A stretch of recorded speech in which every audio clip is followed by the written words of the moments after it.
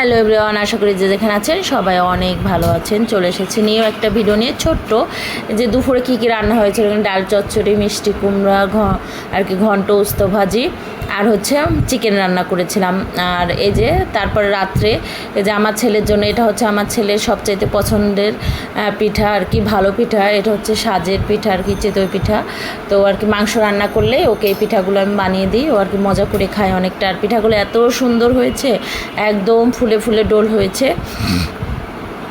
আর এ তো পিঠা টিঠা বানায় খাওয়া দাওয়ার পরে শাশুড়ি মায় যে সকালে পান্তা ভাত খাবো বলে তার জন্য ইলিশ মাছ জাল দিচ্ছে। এটা শুধু হলুদ লবণ দিয়ে মাখিয়ে আর জল দিয়ে সিদ্ধ।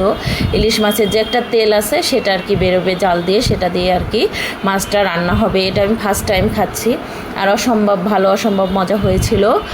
তো এই তো ইলিশ মাছটা এখন জাল দিয়ে পরে আর জল পরিমাণ মতন একটু জল দিয়ে ঢেকে দেবে আর কি। এই তো ছোট্ট একটা ভিডিও আপনাদের সঙ্গে শেয়ার করছি। যদি কারোর ভালো লাগে অবশ্যই লাইক কমেন্ট শেয়ার করবেন। যারা আমার যারা আমার ইউটিউব চ্যানেল থেকে দেখছেন তারা অবশ্যই আমার চ্যানেলটা সাবস্ক্রাইব করে দেবেন। আর যারা এখন পর্যন্ত আমার চ্যানেলটা সাবস্ক্রাইব করেছেন, আমার ভিডিওটা দেখে ভালো লেগেছে, তাদেরকে অসংখ্য অসংখ্য ধন্যবাদ। এই তো মাছে দেখেন আর একটু জল দিয়ে দিল, আর এই যে জাল উঠে গিয়েছে, এখন আর কি ঢেকে দেবে মাছটা। আর এখানে পুরো একটা মাছই, আর মাছে ডিম হয় নাই, এর জন্য আরও একটু বেশি মজা হয়েছে খেতে। এই তো পরে এটা হচ্ছে মাছটা ঢেকে দিল। এটা পরের দিন সকালে আমার ছেলের টিফিন বানিয়ে দিচ্ছে, এই যে কাপ কেক। আমি নিজে হাতেই বেশি টিফিন ওকে বানিয়ে দিতে পছন্দ করি, বাইরের খাবারটা একটু কমিয়ে দিই।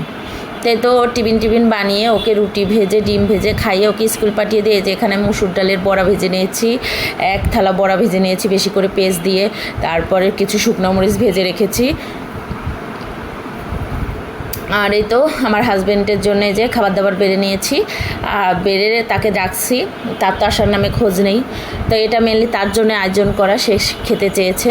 আর ওই পাশে আমার শাশুড়ি মা ভাত নিচ্ছে, আর এই পাশে তো আমি থালা নিয়ে বসে রয়েছি। তো আজকে মধ্যে এখানে শেষ করলাম।